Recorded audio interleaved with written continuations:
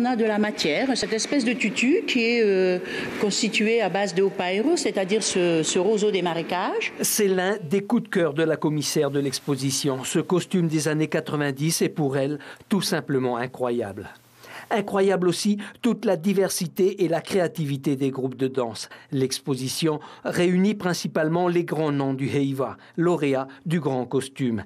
Des créations tout aussi magiques les unes que les autres, imaginées et créées pour soutenir les différents thèmes, les différentes légendes chantées et dansées. Les matériaux, même s'il y en a beaucoup, ils restent toujours dans 4 catégories, les coquillages, les graines, les fibres et les plumes. Et si on regarde bien, aucun de ces costumes ne ressemble, il n'y en a aucun qui ressemble à un autre. Et voilà, c'est un hommage à ces costumiers, c'est un hommage à ces créateurs, c'est un hommage à ces grands chefs de groupe qui se donnent beaucoup de mal pour une seule petite heure de spectacle à Touata. Respect.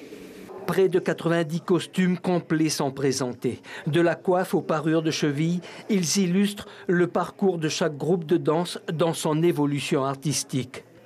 Mais c'est aussi un certain reflet de la société, surtout comparé aux premiers costumes. Les plus anciens approchent le siècle, plus sobres peut-être, mais avec un travail tout aussi minutieux. Cette année, en fait, on a souhaité ajouter également les costumes anciens du musée, qui sont des dons de collectionneurs privés qui déposent leurs costumes.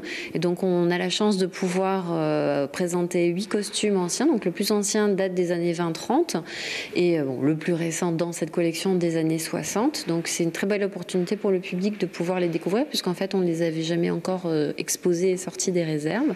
La danse des costumes est ouverte jusqu'en janvier 2019. Des ateliers, des visites guidées et des projections viendront enrichir l'exposition dès le mois de septembre.